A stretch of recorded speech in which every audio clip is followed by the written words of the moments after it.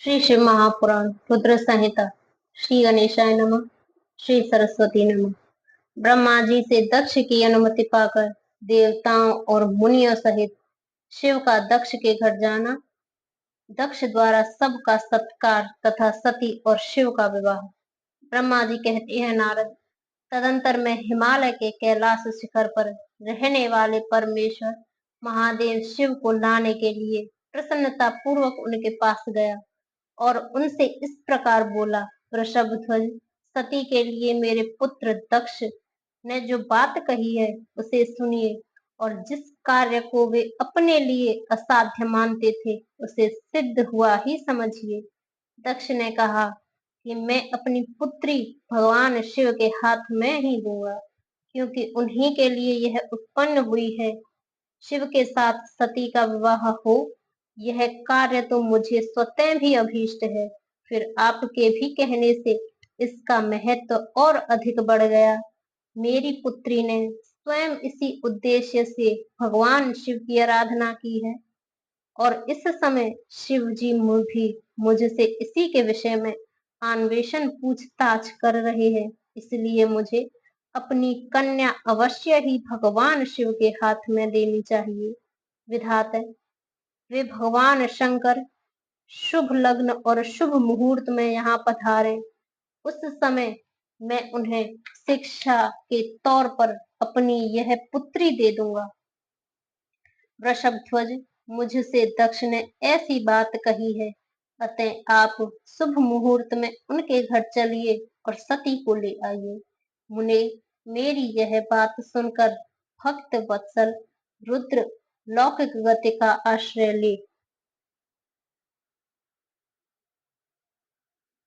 हंसते हुए मुझसे बोले, संसार की सृष्टि करने वाले ब्रह्मा जी, मैं तुम्हारे और नारद के साथ ही दक्ष के घर चलूंगा, अतः नारद का स्मरण करो। अपने मारीच आदि मानस पुत्रों को भी बुला लो विधे। मैं उन सब के साथ दक्ष के निवास स्थान पर चलूंगा। मेरे पार्षद भी वहां साथ रहेंगे। नारद, लोकाचार के निर्वाह में लगे हुए भगवान शिव के इस प्रकार आज्ञा देने पर मैंने तुम्हारा और मरीच आदि पुत्रों का भी स्मरण किया। मेरे याद करते ही तुम्हारे साथ मेरे सभी मानस पुत्र मन में आदर की भावना लिए शीघ्र ही वहां आ पहुंचे। उस समय तुम सब लोग हर्ष से प्रफुल्ल हो रहे थे। फिर रुद्र के स्मरण करने पर शिव भक्तों के सम्राट भगवान विष्णु भी अपने सैनिकों के साथ कमला देवी के साथ गरुड़ पर आरूढ़ हो तुरंत वहां आ गए।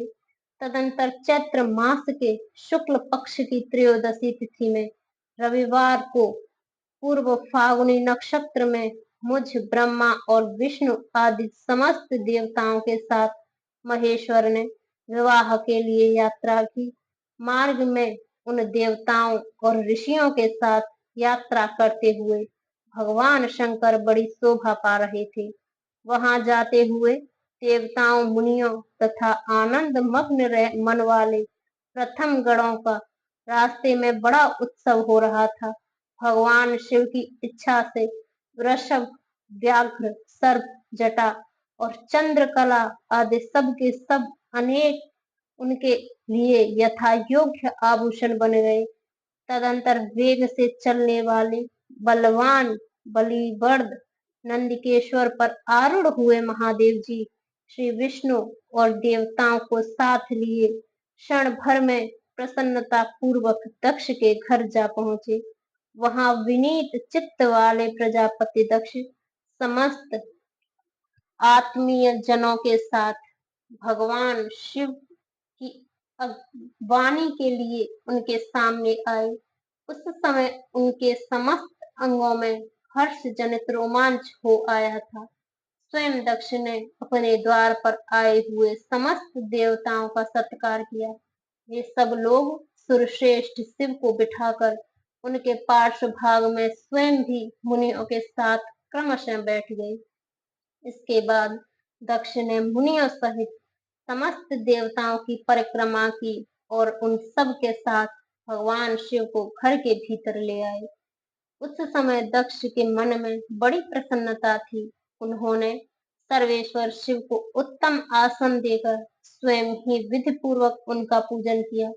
तत्पश्चात श्री विष्णु का, मेरा, ब्राह्मणों का, देवताओं का और समस्त शिवगणों का भी यथोचित विधि से उत्तम भक्ति भाव के साथ पूजन किया।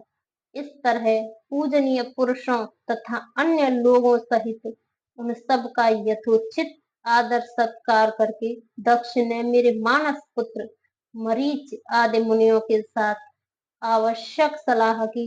इसके बाद मेरे पुत्र दक्ष ने मुझ पिता से मेरे चरणों में प्रणाम करके प्रसन्नता पूर्वक कहा, प्रभु आप ही वैवाहिक कार्य कराएं। तब मैं भी हर्ष भरे हृदय से बहुत अच्छा कहकर उठा और वह सारा कार्य कराने लगा। तदंतर ग्रहों के बल से युक्त शुभ लग्न और मुहूर्त में दक्ष ने हर्ष पूर्वक अपनी पुत्री सती का हाथ भगवान शंकर के हाथ में दे दिया।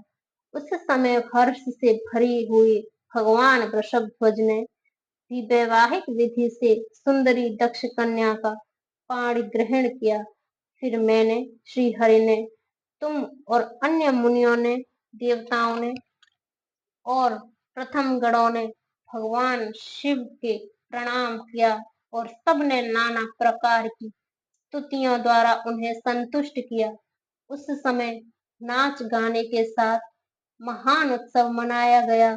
समस्त देवताओं और मुनियों को बड़ा आनंद प्राप्त हुआ। भगवान शिव के लिए कन्यादान करके मेरे पुत्र दक्ष कृतार्थ हो गए। शिवा और शिव प्रसन्न हुए तथा सारा संसार मंगल का निकेतन बन गया। सांब सदाशिव।